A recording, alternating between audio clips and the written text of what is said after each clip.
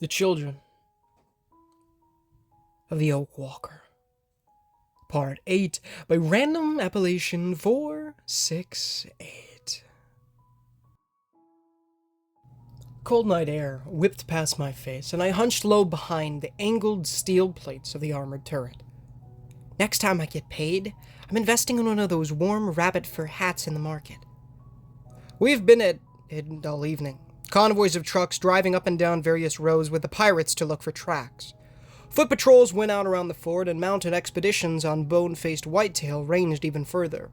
Darkness had fallen quickly, which meant it was safe for only the armored trucks to carry on, and so we rolled along in a slow procession through the night.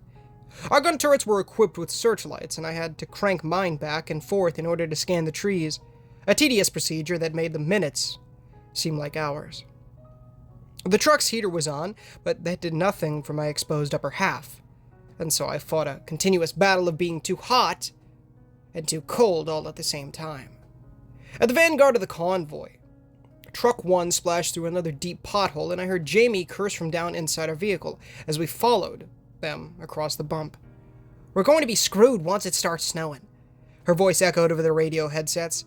"The only good roads left are ELSAR supply routes. We need to get a few truckloads of gravel from the old quarry." No sooner had she spoke, and the lead truck with Chris's team and Peter as a guide slowed, its red brake lights gleaming in the dark.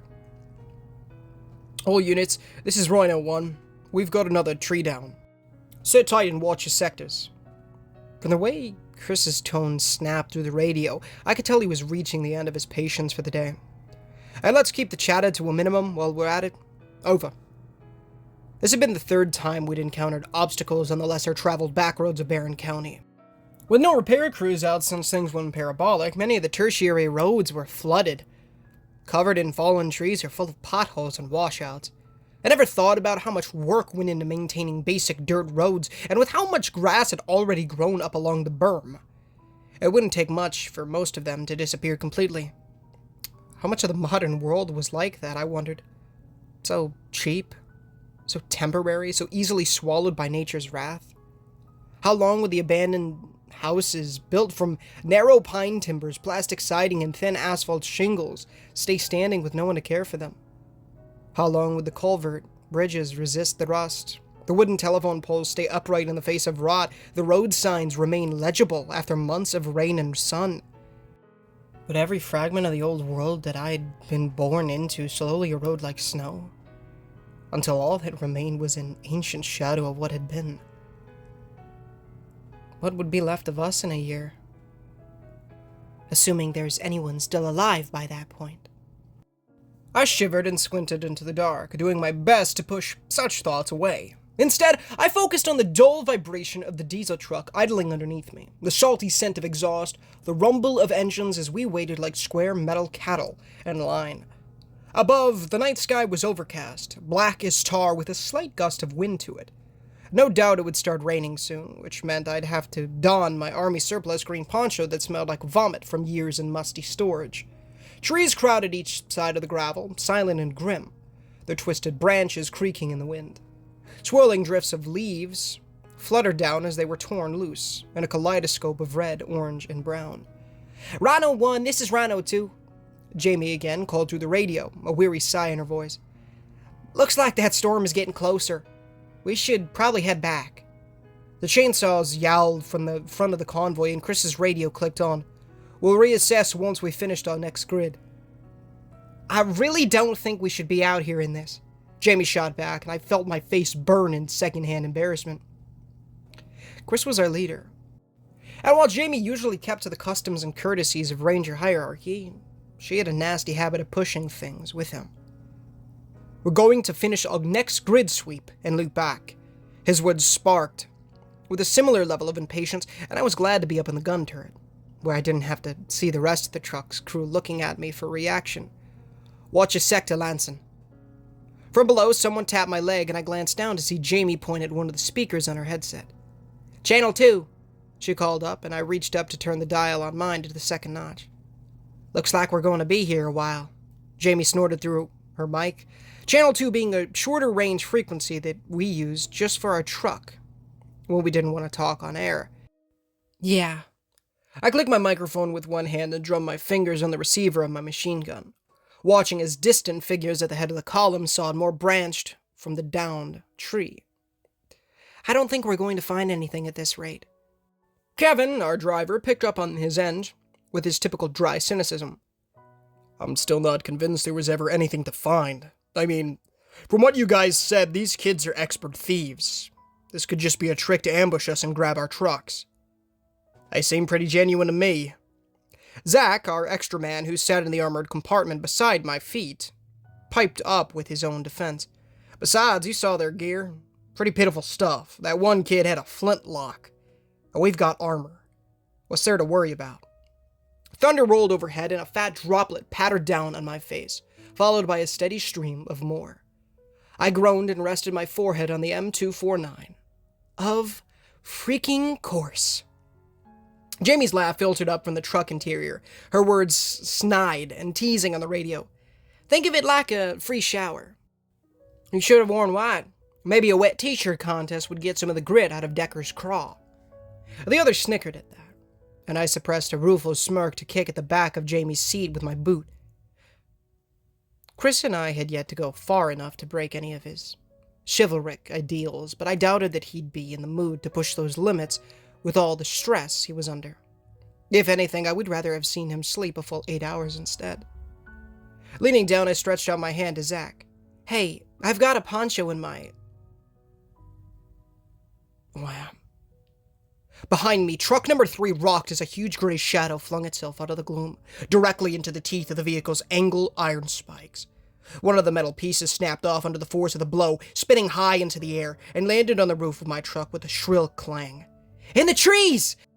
I didn't need to be on the proper channel to hear the gunner from Truck 4 scream, even as he swung his gun around to pour tracers into the left side of the road. Crawlers in the trees! Lithe gray shapes poured out of the forest on the left side of the road, their deep roars loud enough to be heard above the cascade of gunfire that followed.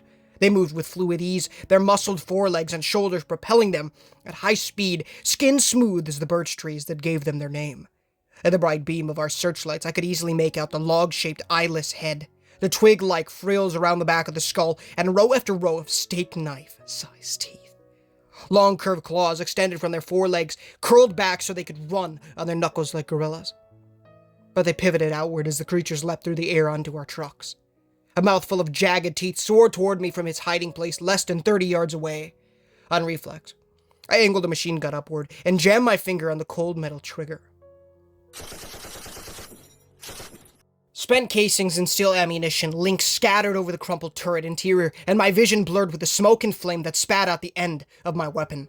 Bullets stitched their way across the birch crawler's tough hide, but its momentum carried it forward, like a meteorite of wood and rot. I let go of the gun and ducked into the truck as the crawler's body slammed down over top of me, shaking the entire vehicle from side to side. It's on top of the gun! If I can't shoot, we're dead! I have to move it! However, the rest of the crew were too busy fighting to do anything about it. Jamie shouted something at Kevin, even as she slid her reinforced window down to poke the barrel of her AK out. And in the rear compartment, Zach did the same with his rifle. Kevin tried to put the heavy truck into gear, but he couldn't turn it around for how the beasts rammed us, their long heads bashing into the sides with complete disregard to their own preservation. Everyone all up and down, the line fired with all they had at the wave of mutants who circled our convoy in gleeful bounds like they were oblivious to the deaths of their pack members. At the front, the tree lay unmoved in the road, the 2 chainsaws lying where they'd been dropped, not even halfway through the trunk.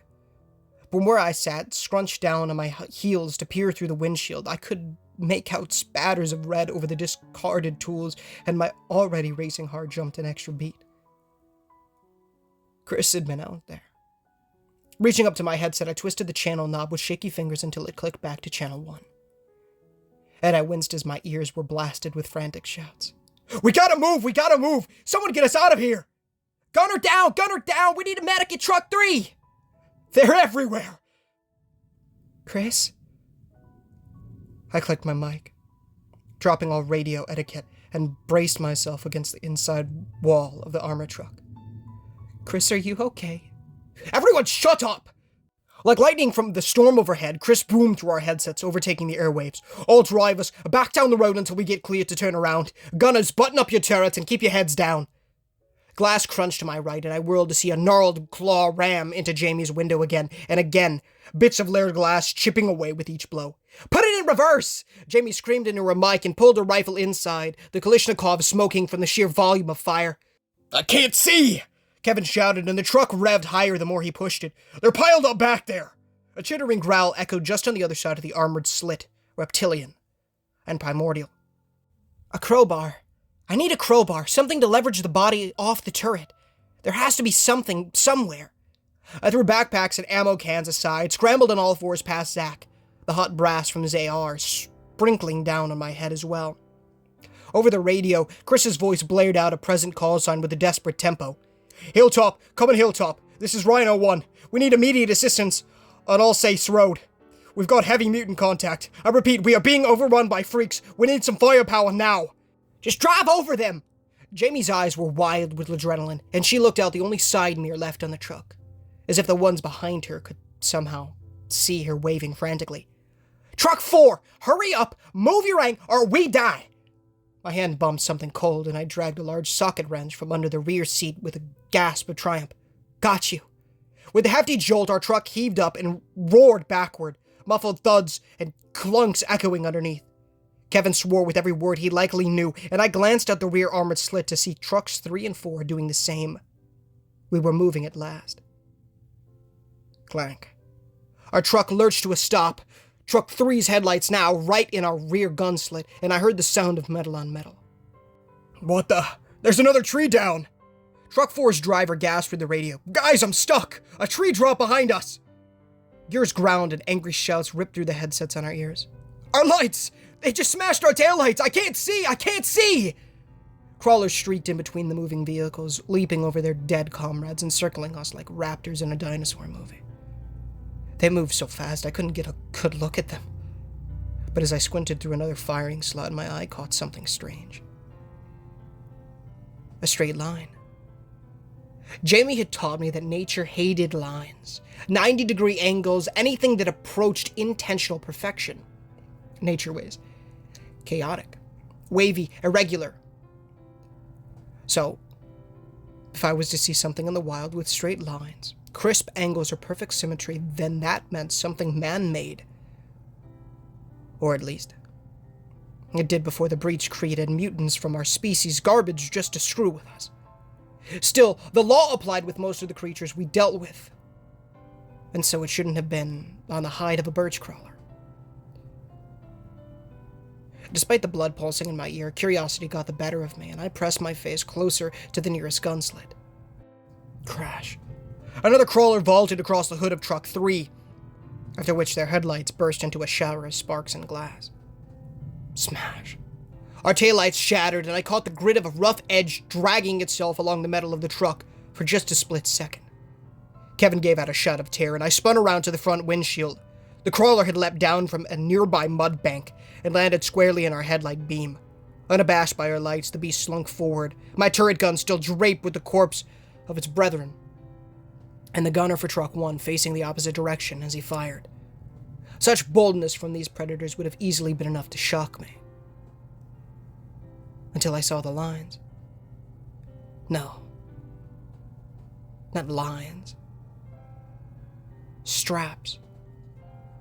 Woven from bundles of skinny grapevines, the straps circled behind the forearms of the hulking creature and cinched around its torso.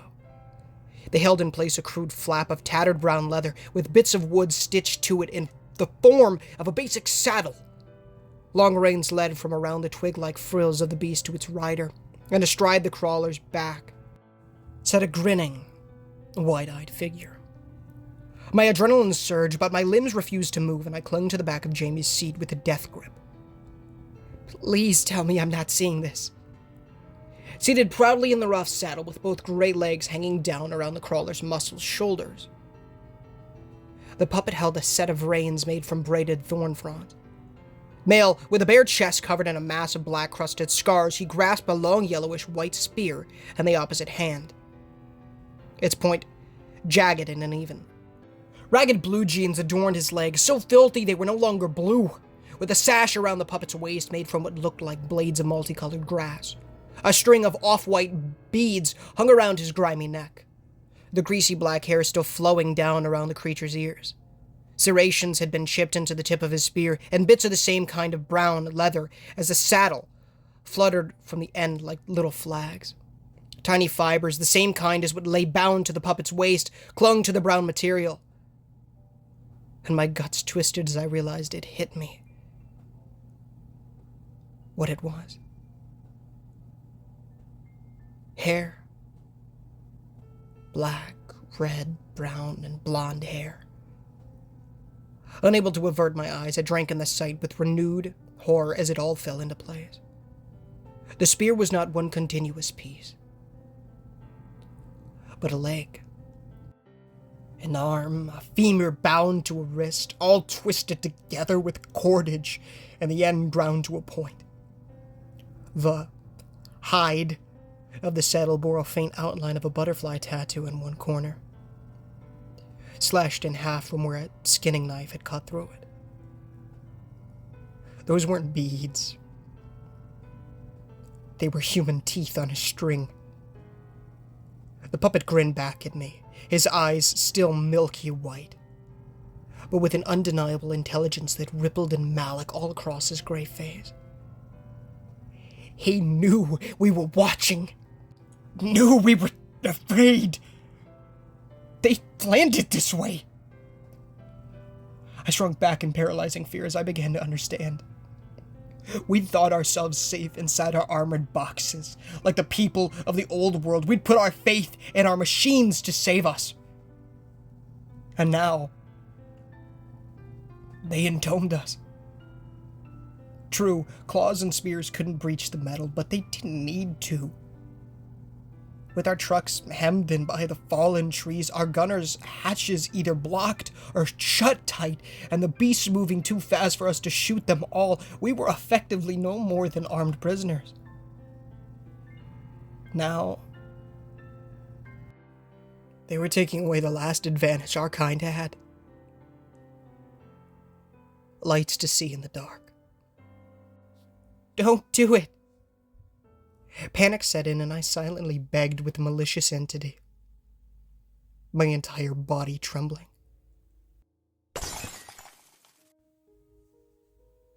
With a swing,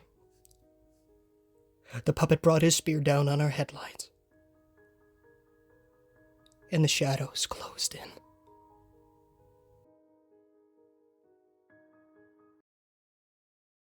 Whew, baby. Yo, what's going on, guys? Name's Gamer, and thank you so much for watching today's story. If you did enjoy, please feel free to leave a like on the videos. It does help the channel innumerably and does get the gospel out of people's feeds, as well as please consider subscribing, as we are trying to hit 10,000 subs by the end of the year.